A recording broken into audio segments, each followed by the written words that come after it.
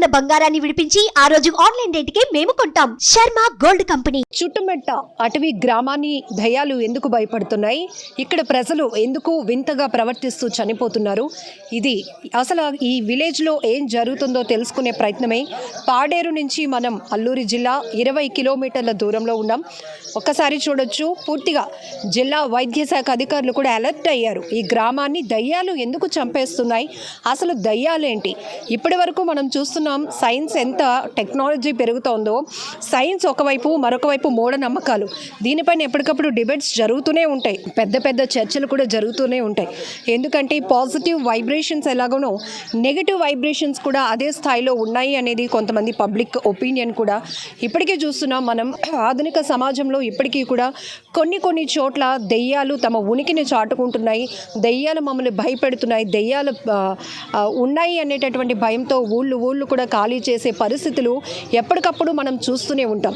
దీంతో నిన్న ఈ చుట్టుమెట్ట విలేజ్లో దెయ్యం వల్ల 2 వ్యక్తులు చనిపోయారు అని వచ్చినటువంటి వార్తల నేపథ్యంలోనే అల్లూరి జిల్లా సంబంధించి వైద్యాధికారులంతా కూడా అలర్ట్ అయ్యారు. హుటాహుటిన ఇక్కడ ఉచిత వైద్య శిబిరం కూడా ఏర్పాటు చేశారు. వీళ్ళంతా ఎందుకు ఇంత భయపడుతున్నారు, ఎందుకు ఇంత ప్యానిక్ అవుతున్నారు, అసలు వీళ్ళకి ఏం జరుగుతోంది, వీళ్ళు హెల్త్ పరంగా కానీ లేకపోతే మెంటల్గా ఈ దెయ్యం ఉంది, భూతం ఉంది అని భయపడుతున్న వెనుకతల కారణం ఏంటి, ఆరోగ్యపరమైన సమస్యలు ఏమైనా ఉన్నాయని తెలుసుకునే ప్రయత్నంలో భాగంగానే వైద్య ఆరోగ్య శాఖ అధికారులు కూడా ఇక్కడ మెడికల్ క్యాంప్ నిర్వహించి అందరినీ టెస్ట్ చేస్తున్నారు. సో ఊరంతా తరలి వచ్చి ఇక్కడైతే వైద్య పరీక్షలు చేయించుకుంటున్న పరిస్థితులు కూడా మనం చూస్తున్నాం. మామిడి పండుకి కొండకి వెళ్ళాం మేడం. వెళ్ళిన తర్వాత ఎంతమంది వెళ్ళారు? 3 వెళ్ళాం సార్. దగ్గరే ఉంది కదా కొండ. మామిడి పండుకి కొండకి వెళ్ళాం మేడం. ముందున కొమ్మ పడిపోయింది. ఆ కొమ్మకి సౌండ్ వల్ల వెరుచుకుంది సార్ మేడం. అప్పుడు నాకు ఇలా జీవైపోతుంది, ఇలా కడుపుకి తిప్పేస్తుంది అనేసి వచ్చేసాం మేడం. వచ్చిన తర్వాత వాంతింగ్స్ అయిపోయింది మా అమ్మకి మేడం. వాంతింగ్స్ అయిపోయిన తర్వాత మా నాన్నకి చెప్పాను, నాన్న అమ్మ ఇలా అయిపోతుంది, గొడవ కానీ పిలుచుకుని రా అని గొడవ కానీ పిలుచుకొని రా నాన్న అని చెప్పాను. గొడవగాని పిలవడానికి వెళ్ళి తీసుకొచ్చారు. గొడవగాడు వచ్చి మా అమ్మ చెయ్యి పట్టి చూశాడు. చూసిన తర్వాత లేదు భూతం పట్టి ఉంది, మందుతో ఊదితేనే ఇది దెయ్యం బయటికి వెళ్ళిపోతుంది అని చెప్పారు మేడం. అప్పుడు వాళ్ళ ఇంటి నుంచి మందు తెచ్చారు మేడం. తెచ్చిన తర్వాత ఊదాడు మేడం. ఊదిన తర్వాత వాటర్ కొద్దిగా ఇవ్వమ్మా అంటే నేను వాటర్ ఇచ్చాను. వాటర్ ఇస్తూ వాడు ఇలా బుక్కలు ఇస్తూ అలా జారి పడిపోతుంటే మా మాయమ్మ అయ్యో గొర్రగాడు పడిపోతున్నాడు అని పట్టుకోవడానికి వెళ్ళారు మా మాయగారు. ఆ మాయగారు కూడా అలాగే చనిపోయారు. ఇద్దరు కూడా చనిపోయారు. ఆగే మేడం కొండకి వెళ్ళారు, వాళ్ళు మామిడి పళ్ళు కానీ వెళ్ళేసి అటు నుంచి చిన్న కర్రట చెట్టు మీద నుంచి పడింది. కింద పడితే చిన్నది అంటే జంకారు, భయపడ్డారు. భయపడిపోయి నాకు కడుపు నొక్కేస్తుందిరా, వెళ్ళిపోదాము, వాంతుల్లాగా అవుతుంది, వెళ్ళిపోదామని ఇంటికి వచ్చారు. ఎంతమంది వెళ్ళారు? 3 వెళ్ళారు. వాళ్ళ కూతుర్లును వాళ్ళు చెల్లెలాగా అవుద్ది, అది వెళ్ళారు. అలాగే వచ్చేసారు. మినిమం 10 గంటలకు వస్తారు. ఇంటికి వచ్చేసరికి ఇంకా కడుపు అన్ని తిప్పేస్తుంది. అన్యసమ్మ అది ఉంటుంది, ఒక 38 అంత ఉంటుంది. కాకపోతే వాళ్ళు కడుపు తిప్పేస్తుందండి. తిప్పేస్తేమో వాళ్ళ కూతురు ఏమన్నది, అమ్మకు దెయ్యం ఏమో పట్టేసింది, గొరవగాల్ని వెళ్ళి పిలుచుకుని రండి, గొరవగాల్ని వెళ్ళి పిలుచుకుని రా నాన్న అంటే వాళ్ళు నాన్న వెళ్ళేసి తీసుకొని వచ్చింది. తీసుకువచ్చేసి ఆ గొరవగాలేమో చెత్తి పట్టి చూసుకొని, లేదురా దెయ్యము పట్టేసింది, దీనికి ఏదైనా చేయాలా అన్నాడు. ఆ బుగ్గితోని మంతరించి చిన్నది ఊదిరు, ఇంకా పోలేదు. అలా ఊదిరండి. ఊదేసి గొరవగాలు పడిపోతుండగా బామర్ది పట్టుకో అనుకొని వాళ్ళు తమ్ముడు గురువుగారే పడిపోయారు. గురువుగారు పడుతుంటే ఇప్పుడు అమ్మాయి భూతం పట్టింది కదా మేడం, వాళ్ళ అమ్మాయి వాళ్ళు తమ్ముడు ఆ టైం అంటే వచ్చేసి ఆ టైంలో వచ్చి ఉండేరు. వచ్చేసరికి బామర్ది పట్టుకో, మా గురువుగారు పడిపోతుంది దేనికన్నా అనేసరికి వాడు వెళ్ళి పట్టుకున్నాడు. వాడు కూడా అలాగే సురా కోలిపోయి పడిపోయారు ఇద్దరంతా. పడిపోయి అక్కడ అండి, కానీ మినిమము ఈ 10 నిమిషాలు కూడా కాలేదు, ఇంకా చచ్చిపోయాయి. అదే దెయ్యం అనేది నమ్ముతున్నాం కూడా మేము. ఎందుకు నమ్ముతారు అంటే మీరు అడవి బిడ్డలు కదా, అడవి తల్లిని నమ్ముకొని ఉంటారు కదా, మళ్ళీ ఇక్కడ దయ్యం భూతాలని నమ్మవలసిన పరిస్థితి ఎందుకు వస్తుంది?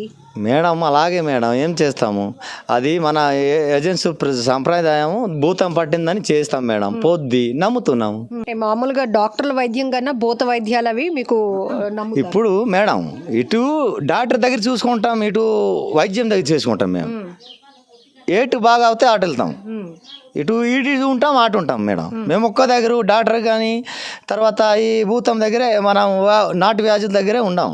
కాకపోతే ఇటు చేయించుకుంటాము, డాక్టర్ ఆఫీసులో వెళ్తాం, మళ్ళీ తగ్గపోతాయి.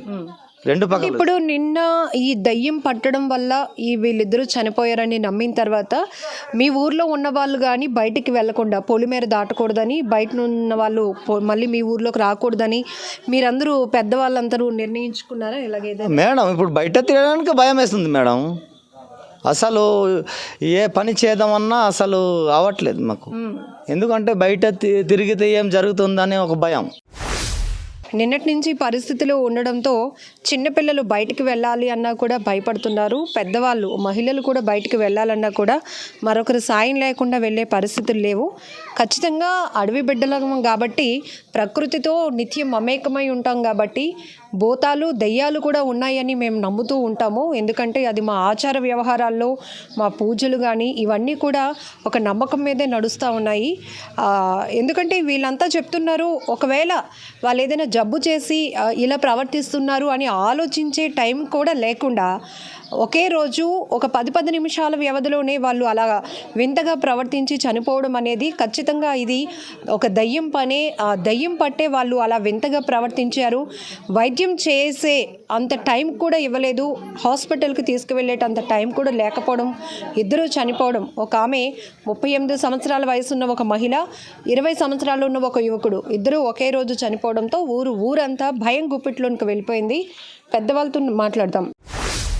దెయ్యాలు ఒక్కో ఒంటరిగా వెళ్ళినా ఏదో ఒక శబ్దం చేస్తుంది.